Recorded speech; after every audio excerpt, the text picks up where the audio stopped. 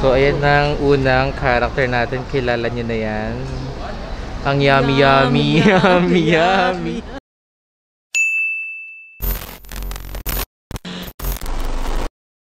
Hey guys, it's Internes. I'm back with another new freaking nakaya video. So, andito tayo ngayon sa Terminal 2 kasi nag-rebook kami ng flight. Actually, dahil... So, okay. Ayan yung kasama natin. Narinig nyo na. Wala na. Good morning! And another character. So, may short kwento lang ako kasi dapat sa Siargao kami pupunta. Tapos dapat June 10 to June 15 yung punta namin sa Siargao. Pero sobrang hassle, ang daming kailangan papers na kailangan na requirements. Kaya in-cancel namin siya. Tapos nirebook namin siya going to Boracay. So ngayon nandito ako sa Terminal 2. Punta namin sa Boracay. Tapos nung ang daming requirements pa rin na kailangan para may S-Pass na kailangan. Kahit ang daming nagpupukpok ng martilyo sa likod. Nakakain. Ano ba yun? Anong lilinis ba? Parang may nagpupukpok dito. So yung sa Boracay namin, ang dami kailangan papers na kailangan, as in kailangan mo first is yung DO, ano yun? OHD, OHDC, tapos kailangan mo na S-Pass, ano pa? Swab test. Swab test na, syempre negative swab test, tapos yung ticket, tapos kailangan makita na yung confirmation booking ng hotel yun. So, na-complete na namin yung requirements namin kahapon. Ginawa namin kasi parang pwede daw yung group na requirement na ipapasa mo, ganyan. Yun yung ginawa namin. Tapos sila, Sharky, tsaka si JC, nandun na sa Boracay ngayon. Kasi nga, hindi kami na-approve, di na-approve yung parang S-Pass ba yun? Yung parang QR code namin for the... Yun, di na-approve yung QR code namin. So, nauna na sila, tapos nag-rebook na kami ng flight ngayon. Andito kami kanina pa mga 6 AM. Ang next flight namin is 3 PM. So, wala kaming gagawin dito for 3 PM. Magtititigan, gano'n. Tatae rin ako mamaya kasi pagtas ko magkape. Tapos lang rin namin mag-breakfast sa Jollibee. Yung Jollibee dito sobrang tagal at ang mahal. Gano'n naman sa lahat ng airport na Jollibee. So, ayun. So, maghihintay kami ng 3 PM dito sa airport. Sa next flight namin. It's 8:55 AM.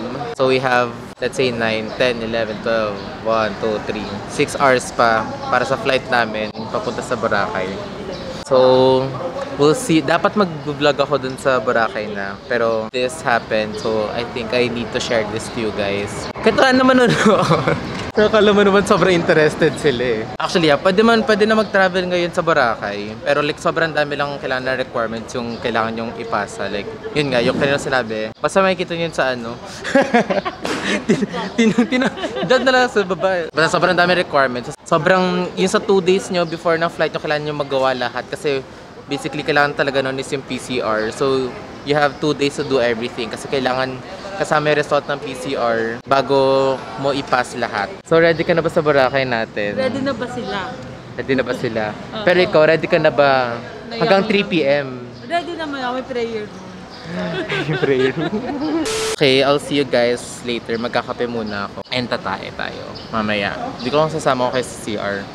Pero na ito kasi yung CR kayo na parang walang patungan. So, baka hindi ko kayo sama. Possible, pwede yung tignan na natin. So, na-realize lang namin dito sa airport nga pala, sobrang mahal ng food nga nila. Katulad sinabi ko kanina. Mas mataas yung price nila kaysa sa normal price sa Manila. Manila, kahit sa Manila pa rin to.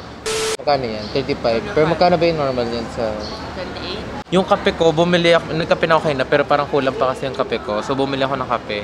Yung 3-in-1, 40 pesos. Tapos yung brewed coffee nila, ito yung parang stall lang na maliit sa baba. Tapos yung brewed coffee parang nasa 50 pesos. So, ayun. Ang mahal. Tapos sa Boracay, liquor ban.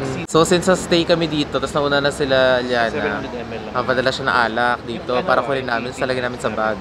Liquor ban nga doon. So, anong gagawin sa Bora? Wala na masyadong gagawin doon. Kung walang alak or kung walang bukas na mga bar. Cool. Part 2, we're here again. So, ayan na. So, tingin mo ba makakapasok na tayo? Oo, natingin ko. Ang ina nila pag di ba tayo pinapasok.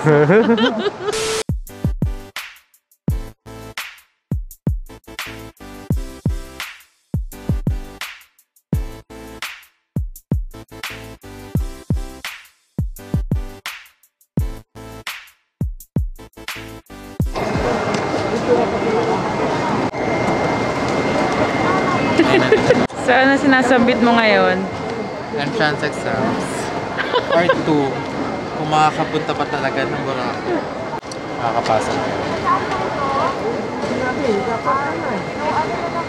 Ay, sorry.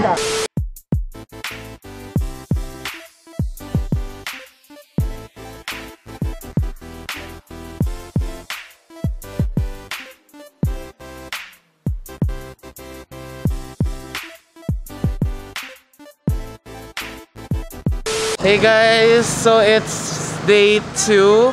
Di na ako masyado nakapag-vlog kahapon kasi basta nalan ako sa mood. Ready na kayo papunta sa beach. Kanina pumunta na kami sa beach pero may blue yung ano. Here they are. Good morning. Good morning everyone. Bugang ingay. Hindi ko lang kung naririnig niyo ako eh. Quiet on the set. On the set. So ito na yung beach. Pakita ko sa inyo. Sobrang lapit lang nung place na pinag-stay namin sa Jinjiang Inn. There's the beach.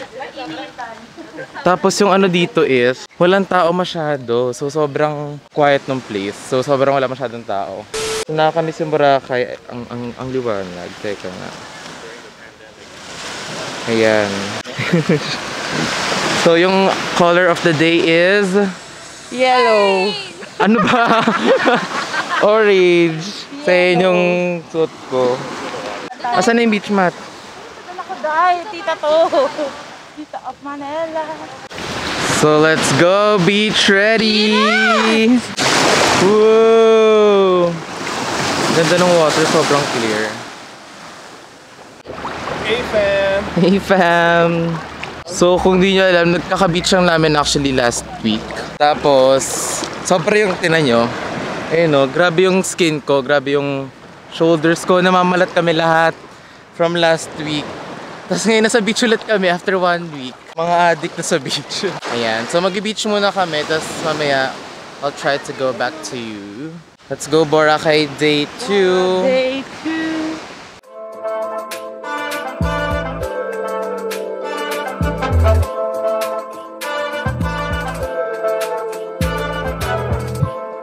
So, we're here in Boracay pa rin, malamang. Sobrang walang tao masyado dito. Tapos ang daming close na stores. As in, kayo na pa kami naghahanap ng pwedeng kainan. Pero syempre, like, iba kasing hinanap namin. Ang hirap maghanap ng kainan kasi lahat, ang daming sarado. Tapos medyo umuulan, actually umuulan. Pero like, sobrang hindi siya malakas na ulan. So, medyo umuulan. Droplets. Droplets. Diba walang tao? Pero maganda kasi walang tao. Pero boring dahil wala masyadong tao. Maganda walang tao kasi pero boring walang tao. Hey, the food is here.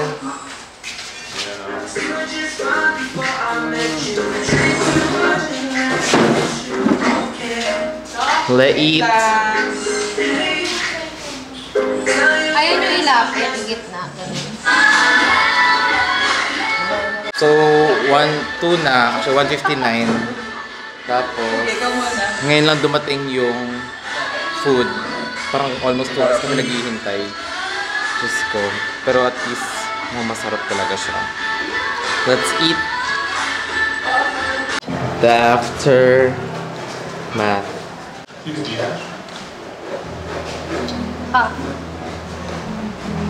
Si Roma tumatain. Shiner. Mamaya, makikita ulit nyo yung yummy yummy. The yummy yummy. So ate, anong pangalan ng store mo? Pupuntahan ka nila. Marami nanonood dito. Anong pangalan ng store mo ate? Boodle House Resto. Boodle House Resto. Punta na kayo. May discount sila pag may code ko, di ba? Feeling Punta na kayo dito kay ate. Hanapin nyo lang siya. Sa Boodle House Resto.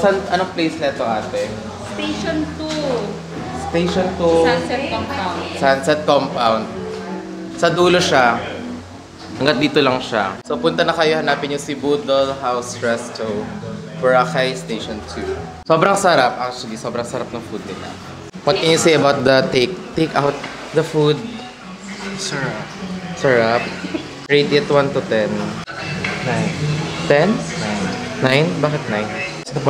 What's lacking? What's lacking? The effort. The effort! Ito yung ano ko, maluwag ba? So, dyan medyo madilim-dilim, tapos dito maliwanag, di ba? Parang kunin na kami ng Diyos. Ang okay. So, hintayin na. Ay, baka mag-swimming muna ulit kami. Grabe naman. Tigilan mo, wag mo sasampalin talaga kita. Masisira talaga yung camera. Bakit eh? Wala pa nga akong ginagawa, oh. So, lamig, sobrang busog ko as hindi ako makagalaw kanina sa... O, hindi makagalaw. Pero ang hirap talaga maglakad kanina sa after ng Boodle fight. Pakita mo naman kami, hinihintay ng mga madlang people ang iyong... Sausage! Hindi, ang iyong famous dance move. Yummy, tanggalin mo to. 1, 2, 3, go. Yummy, yummy. Busog pa tayo, may mga alimang pa dito. So guys, kung gusto... Pero ang ganda na nang lumabas na ulit yung sun. Pero madilim doon ng konti. May pulis sa Boracay na naman. May pulis. Kung busog ka at mag-exercise ka lang, ganyan lang. Oo. So, surprisingly dami ng tao. Which is good. Mas better since yesterday. Ayan. Kahit sa beach, ang dami ng tao. Mas masaya kaysa dati. Sobrang patay siya eh. Nung last time. So may mga kainan pa rin naman na open. Like dito. Tapos may mga nagpapatrol na guard dito syempre sa Boracay pag di ka nakamask. So yun na nga ulit. Warning siya pag di ka nakamask kasi may ikot na maraming police guard. Nasa mall, gano'n. Police na manghuhuli. Pero syempre pagsasabihan ka lang. Pero pwede naman tanggalin yung mask pag naka-swimming or mag-picture. So ngayon, we're going to... Jonas! Brothers. Pero may mga activities pa rin naman na iba. Pwede kayo mag-avail. Pag nandito kayo, ayan, mga ganyan. Mga tours. You can use my promo code. Tour Winter. Minus 50%. 50%. So, punta na kayo dito guys. We love Boracay. Hashtag Winter Love Boracay. Akala mo influencer ng Boracay. Ganito, dalawa muna nito, Let's tapos dalawa isaw. nito. Yun lang. Tsaka isang hotdog daw. Parang gusto ko rin ng hotdog. So, we're here sa Jonas. The best fruit shake in the island. So, marami silang fruit shake. Mga fruit shake. Gulo. Medyo pricey, pero it's good. It's really good. Their milkshake. Ay, fruit shake. So, what's your drink? Mango milk. Interview. Yours drink. Yours drink. Banana mango. Nana mango. Your pasta straw. Oh, syrup. Syrup. But what did you order? Banana milk. Ang hirap. What did you order, madam? Uy! YouTube! Kakabalik lang namin ng hotel. Hirap mag-vlog talaga pag kamay. So ito pala yung hotel namin. Jinjiang Inn. Dalawang double beds. Tapos ayan, window to. Palabas. Ay, palabas. Window to sa labas. Makikita niyo sa labas. Yung mga gamit namin. Yan. Alak. Ang cool. So yan yung gamit ni Roma. Tapos, dumaan kami sa may hair salon. Or parang ano siya. Hair salon and spa. Tapos mapagupit na kami ni Gian. Pero, parang sa morning lang at hanggang afternoon yung haircut. Pero may spa din siya. Tapos gusto ni Roma mag-massage, ganyan. Never pa ako nakapag-massage ever in my life. Kasi, parang di ko nakikita yung point na nagpapamassage ako. Kasi parang pagpagod lang ako, gusto ko lang matulog, ganun lang. Tutulog lang. So, first time ko magpapamassage ngayon. Kasi mura lang din. Kahit wala ng pera. Kahit wala ng pera, papamassage ako. First time na patry ko. Ulit, ano ba yan?